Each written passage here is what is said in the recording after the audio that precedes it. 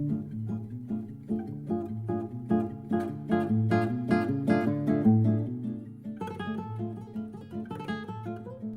and welcome to a special edition of 5 Minutes with Sean, maybe 10, unless we're going to give you a presentation, which is what we're going to do today. We were just out at Driving Sales Executive Summit in Las Vegas, and we're fortunate enough to speak to two different groups, a Toyota group from the Northwest, which was super awesome. It was great to be invited, as well as Driving Sales Executive Summit breakout session, which, as most of you know, are chosen by dealers. So that's even more important to me, having been a dealer, being chosen by, you can call them ex-peers, I suppose, but it was pretty humbling. I'll be honest with you, as someone who's pretty high energy, pretty thinks they're pretty good at what they do. It was really, really awesome to be in a room of such engaging and special people. So this is it's a little bit of a blend, because I want to start you off. The presentations were all about vendor management. It's what we do. It's what people want to hear about. And that was really the feedback I received after both of my presentations were, man, this is what people want to hear. This is a topic that's extremely important that isn't getting enough positive attention. It's getting a lot of negative attention, vendors and vendor management. But we're going to bring a positive spin. So what I want to start you off with is a quick definition of vendor management. It is a discipline that enables organizations to control cost, drive service excellence, and mitigate risk to gain increased value from the vendors throughout the deal lifecycle. Tremendous that a definition exists, right? When we started CarBiz, we used vendor management as just how we thought best to describe what we did to people. And then in preparing for these presentations, we got into the definitions, and man, did it really fit. But more importantly, what really fit are the three words I want you to pay a lot of attention to, that I am going to do my very best to keep in front of you throughout this presentation. Number one is discipline. Number two, mitigate risks. And number three, control costs. Those are the three. If I could sum up CarBiz in 3 words or less, I would take 3 words and I would say we are disciplined, we mitigate risk, and we control cost. That is our business. That is how we designed what we do. So that's what we're bringing to you. So that is an important part of this. So as we get into it, I want to talk to you about the how. How do you navigate all of the vendors in the pool? The what, assessing the best use of your budget, and the why, inspecting what you expect. So let's jump right into it, because I don't want this to go on forever, but I do want you to have some feedback. So the how, navigating the ever-expanding vendor pool. My goodness, guys, this is just what we could fit on the screen. These are just the vendors in this little area here. It's overwhelming. It's everywhere. There is a new vendor born every moment in our industry, and my question always remains the same. My gosh, what does everyone do? It's so overwhelming, right? And with all the issues facing dealerships today, and having been out at the Executive Summit, I heard a few of them, like turnover, hiring, millennials, sales process, digital retailing. With all of these concerns comes more vendors. There's someone who can help you with your hiring. There's someone who can help you change your culture. There's someone who can help you do digital retailing. And so their names get added to this list. If there are 12,000 plus car dealers in the United States, I feel, and you guys know how I feel about feelings, but in this case, I feel like there are double the amount of vendors, right? So as a dealer, when I was in your shoes, I sat there and thought to myself, how exactly can I pick the right vendor, and who do I speak with? Well, the question of how do you choose is a big one I get asked all the time. And what I tell people mainly about how do you choose is, why are you choosing? Take a step backwards and ask yourself, why do I have to make this choice? And then once you've done that and you've established a legitimate reason for change, guys, and change is not because I've been with this guy long enough, it's time for a change, maybe the grass is greener. No. Have facts. Have real facts and reasons why you need to change your vendor. But after you get by that, how do you choose? How do you know who's right for you? What indicators are you using? Is it about how they produce on KPIs you already find important? Is it how much money it costs? Is it how long contract obligations are? Is it, have you heard of it from other people, 20 groups, friends, etc.? That is the thing that when we look at it, when we're asked to do more vendor vetting, we want to make sure that our client knows what he's getting before he makes the choice. So consider why you're shopping before you consider how to choose. That's what I say to people all the time. But even after you choose, right, the job is not done. Because now you need to determine the right amount of budget. Now think about that. The right amount of budget. What is the right amount of budget? To me, it is the amount of money that you can afford to spend without driving yourself nuts. That's truly it. And as car dealers, I know it's expected. The pockets are never ending. That's not fair. They're just people who happen to spend a ton of money. More money than anyone in medium to small businesses on digital marketing. As far behind as people think the car business is, they're not in this space. They're extremely far ahead. So much so that a majority of tech companies who enter into our industry are here for one reason: to put you as a notch on their bedpost to get big enough to sell the bedpost. Okay? That's what it's about. And I know my friends in tech don't want to hear it, but let's face it. That is the ultimate goal for most people. So then what happens, right? They end up coming in and asking for a ton of money because that's how they need to show production. Well, you, dealer, own this conversation. You, dealer, are the belle of the ball. You're the one that I need everyone to be looking at and wondering, how do I get in? But you don't just let them in. You have expectation. You really, really drive into what you're looking to do, and it starts with money. It always starts with money. Every conversation we've ever had in this business starts and stops at money. So if you have a budget that you can afford, and to me that's the right budget, then you won't be so hell-bent on direct attribution of sales. I believe that. I truly believe that you can put a little bit of this attribution unicorn to rest on the sales side. Don't mistake this for data attribution, because that's not what I am saying. I'm simply talking about dollars spent to cars sold. It is a stupid conversation that along the way there are 19 digital touch points. If you're in the business of 1/19th car deals, go ahead. But I can tell you from experience, most people have trouble with half deals. So let the attribution thing die, and it will die if you don't have to associate every single dollar with every single turn. That, my friends, is a reality. So if you're listening and you're writing things down, write that last line down. Spend what you can afford and get rid of attribution out of your vernacular. It's not necessary if you're spending what you can afford in the places you know customers are in your market. And we'll get into more of your market as we move ahead. So when we talk about the budget, we really have to talk about the what, right? Assessing the best use of your budget, or in layman's terms, what I get asked about 1 million times a month, it feels like, is, Sean, is it working? Is it working? What a loaded question that really offers not a great answer.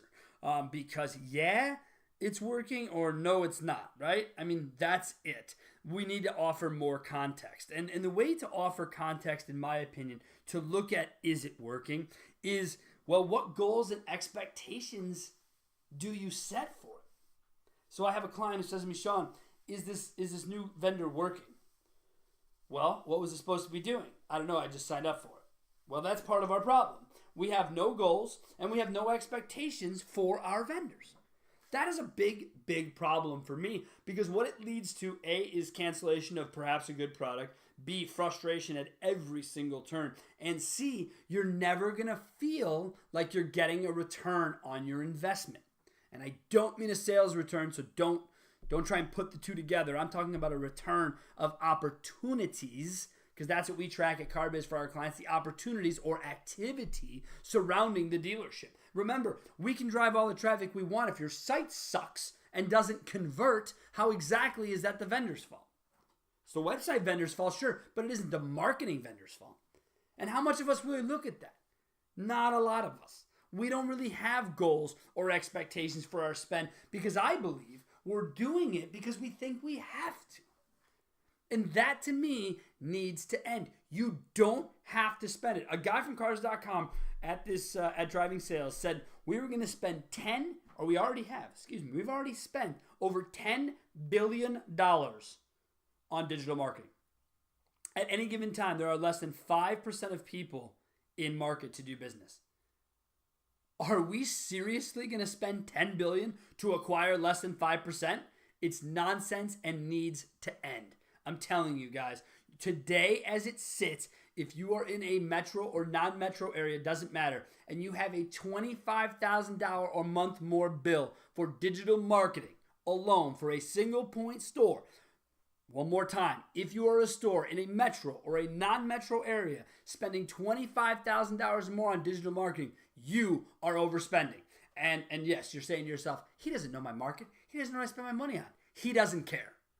That's the difference. Because I've done it for every single client, almost every single person I've ever met in my career. I'm in the business of showing you that what you spend isn't necessary. And that's what this came down to in this presentation. So when I talk about goals and expectations, if you start looking at what goals and expectations you have for your spend, you'll find out really quickly you too don't need to spend what you're spending. So once we've decided kind of, is it working? What are our goals and expectations? What that will lead us to is adding and replacing vendors. So the question we have is, what drives you to add and replace a vendor? What is it? Is it like I said earlier, where it's just time for a change? God, not a great idea, by the way. Not a great idea to just change for the sake of changing. It's silly. It really is. But the adding part is just as insane right now.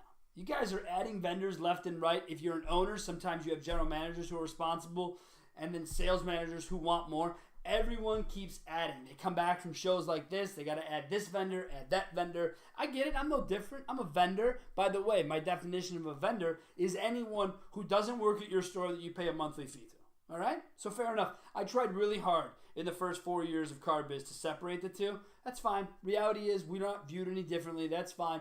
I'm far more of a partner, I believe, because I'm an unbiased source who's not trying to sell you anything but my help to save you money. However, most vendors, right, there's programs, there's policies, all these things that come along with it. So when you look to add or replace a vendor, I want you to ask yourself why. Why am I sitting here looking at this vendor? Am I caught up in the SOS or shiny object syndrome? Is that what's happening to me right now? Am I just anxious? Am I having a bad month and think that a widget is going to change the world? Quick update, it's not.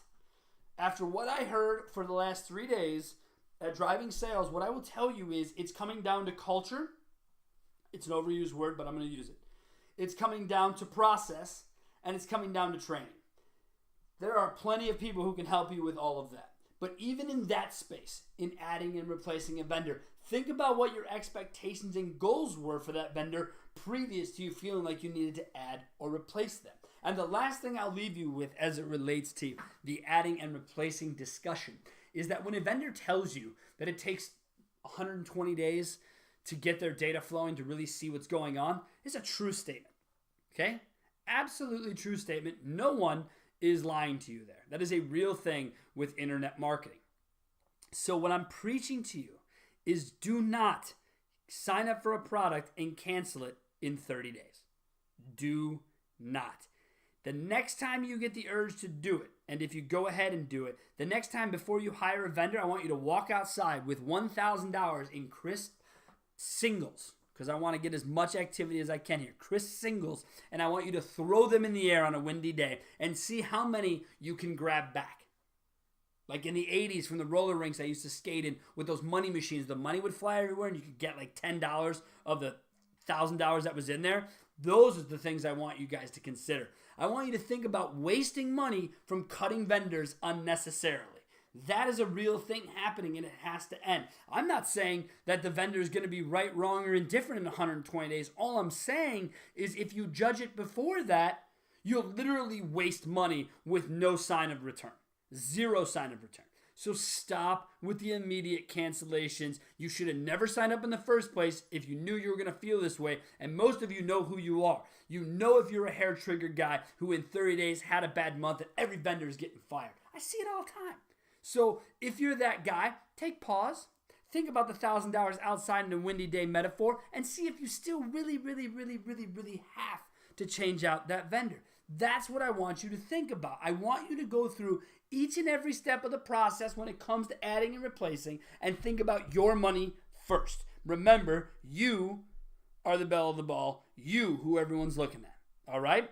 These vendors don't run your stores. You run your stores. But lately it feels like the opposite, and we need to curb it. At some level, we need to be able to slow it down and bring the control back to where it belongs on our side of the desk.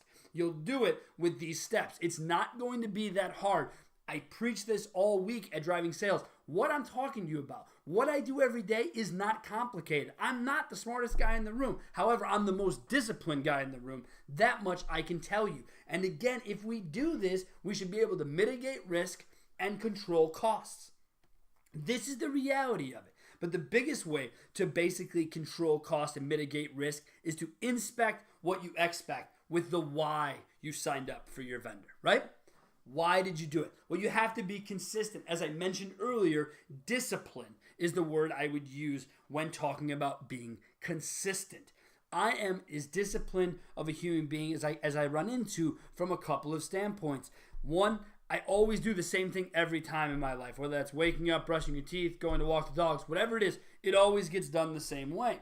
I do that, here we go again, right, to mitigate the risks or the unknown of the day or things that lie ahead. If I do things the same way and I'm consistent in how I do them, I should be able to not have any major risks or unknown follow me around. But this being consistent and having discipline has a lot to do with looking at data as it relates to vendors. And it gets away from you guys. Trust me, I had a young man come up to me afterwards and say he's been in the business 3 years and everything I just touched on is his pain every single day of his life. And he's not alone.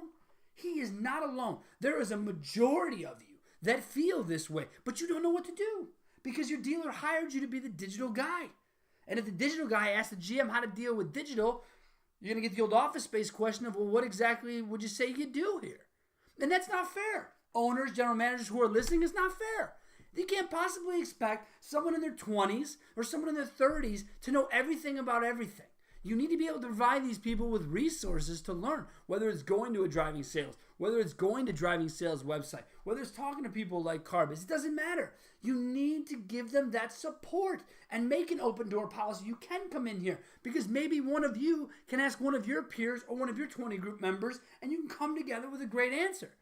Let these people know, give them the confidence and the internet manager, internet director position to know it's okay to come talk to you because they're trying to be consistent in their data review. But if they see something that they're off about, who do they turn to?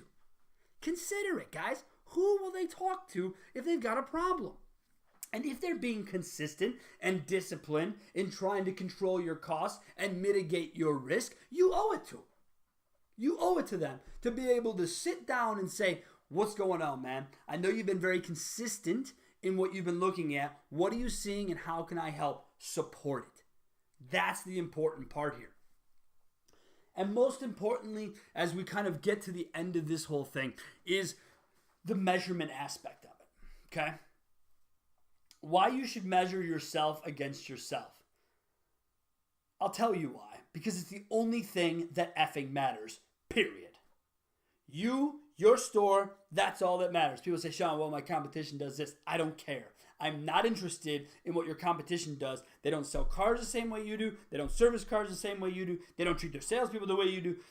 There's no similarities, okay? Except for the fact that you share a brand or you're a new car sales organization. That's it. That's it. Stop trying. More importantly, not only is your competitor comparisons a little weak, but the bigger weak story on that is looking at national statistics. Like, I sit in demos all the time where I'll have companies say, well, look, the product does XYZ in New York City, so that will translate to, Madison, Wisconsin. Don't care, no it won't. Different buyers, different market, different everything. Everything is different. So think about why you need to measure yourself against yourself, right? Because if you do that, if you're sitting in this room today, listening to this, and you don't have 2 years of historical analysis on every single digital vendor that you have. You are behind the times. When this is over, go back, build out spreadsheets for every single KPI that every single vendor you use thinks is important, and track it. Track it to death. Know everything, because if you do have 2 years of data, or when you have 2 years of data, you know what you'll be able to do? Make predictive decisions on future spend. That is what's lacking today, and the reason is because we're all stuck on our 30-day cycle of business. Even your vendors won't have more than 11 or 12 months available, so unfortunately, you can't even go back 2 years. GA will have it, but if you've switched sites, had a code change, you might not have it. Consider that. Consider your investment. $250,000 to $300,000 a year on a $20,000 to $25,000 a month investment.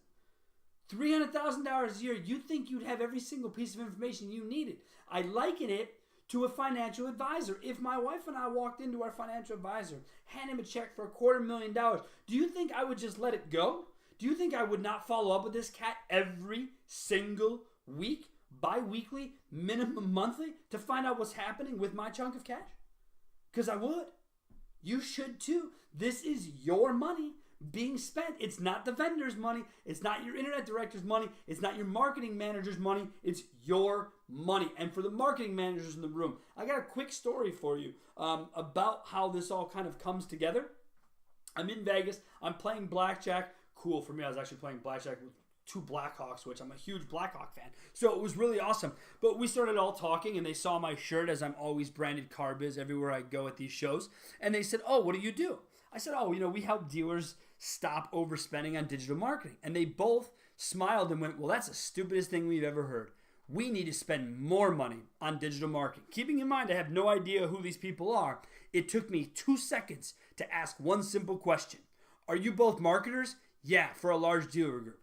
"Cool. Peace. Have a nice day." You're never going to understand where I'm coming from or where other dealers are coming from, because you are currently spending play money, monopoly money, Bitcoin, where all I'm concerned. Somebody else's money in a made-up world is the money that you're spending. You know how you could look like a star to your owner? Go to him and tell him you're cutting the budget by 5 G's, but you're going to give him even better results. That is true marketing. Taking more money and more money and more money to prove a point is weak. Weak as it gets. Anybody can spend money. You hear that? Anybody can spend other people's money. Be a good steward of your owner's money. Start thinking about what happens if it were you writing a $25,000, $30,000 a month check. Slow it down. Tell me you'd still spend the same. That's not the case. You wouldn't do it. If every month I came to you and said, "Hey, XYZ marketing manager, you got my $25K check so we can start marketing?" You wouldn't do it. I didn't do it. My owner never gave me a budget. All he said was, if I ever make less money than I did the previous month or previous year, and it's your fault, I'm going to fire you. So I never spent money in the beginning, and I still aggregated a ton of leads. You have to be more precise. The data available to you makes it easy to be precise.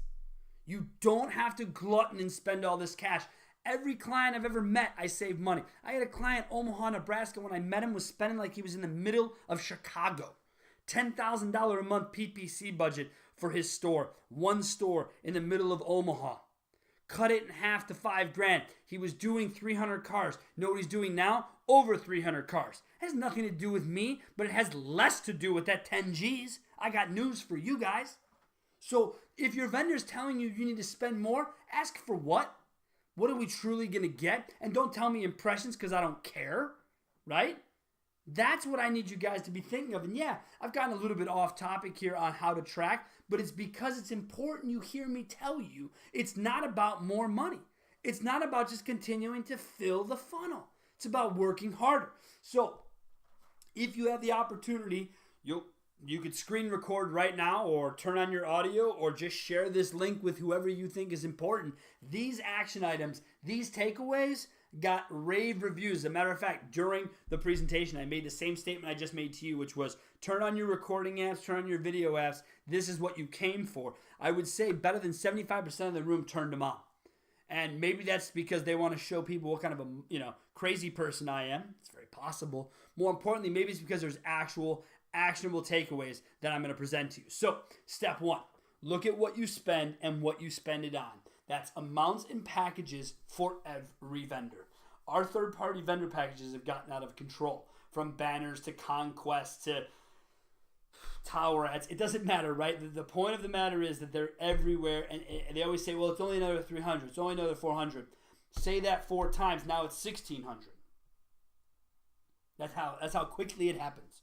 Don't forget, every time you add a plugin and you're not looking at your website, your VDPs may be so cluttered you're never going to get another lead, regardless of how many widgets you add to it. Okay? Widgets will not save our industry, and they will not make you a better salesman or sales manager. It's not going to happen. Okay? There is no product that will fix a broken-ass process. Period. 2, collect as much historical information as you can on the services and providers from step 1. This goes back to my 2 years of historical data. If you don't have it, go get it. Start building simple Excel spreadsheets. That's all we use. You don't need anything fancy. Go pull your KPIs. So for your third-party providers, you're looking at your SRP, your VDP. Check out what that is at a conversion level. Look at your phone calls, your emails, even your map visits. If you look at all those pieces consistently, you'll be able to start predicting what will happen in future months, considering we've been at a high here, right, coming off that huge over 17 million SARs 2 years ago. We're starting to kind of decline just a little bit. Not a crazy amount, but just a little bit. And so with that decline, it's even more reason to truly, truly focus on everything. It takes discipline to do this, but you need to do it because it will result in you controlling cost and mitigating risk for your ownership or dealership groups. Trust me when I tell you it will do all of those if you have the discipline to do it. Step 3, decide your marketing goals, shoppers, branding, lead submission, VDP views, etc. If you have a plan for your store, if you are here saying, look, I bought a new point, I'm going to tell you that you're into the branding mode. If you've been in business for 50 years in a specific city, you no longer need to brand, you need to shop, get lead submissions, VDPs, etc. You need in-market buyers, social media targets. There's all kinds of ways to do it. You just need to decide your marketing goals. And if you decide your marketing goals and you allocate the appropriate budget that you can afford, you won't be as pressed to figure out all the direct sales to lead attribution. You just won't. Trust me when I tell you, you don't need that headache right now. I'm trying to offer you guys a little bit of peace and quiet. I get that sounds funny because I'm super loud. But I'm offering you a little bit of peace and quiet within this crazy space of noise about how our dealerships need to change and be brought into the new 22nd century, whatever the hell it is. All right? Just relax. Take a breath. And know that this is not that difficult. It takes discipline. But once you have the discipline, it's very easy to mitigate risks and control costs. Very, very easy. Step 4. Use Google Analytics goals to inspect your performance. If you don't already have goals set up in GA, reach out to us. Reach out to your website vendor. We will help you get with people who can help you do this. We don't do it, man. I am hands off. Everyone who's responsible from a digital marketing perspective should already be doing this, should already be set up in your GA. That is a real thing. So use Google Analytics goals to inspect performance. Goals can really help you see in line with what you're looking at versus what you thought you were getting. Those two can really come together quite nicely. Okay? I truly believe that. And this idea that is there other analytics tools? Sure, who cares?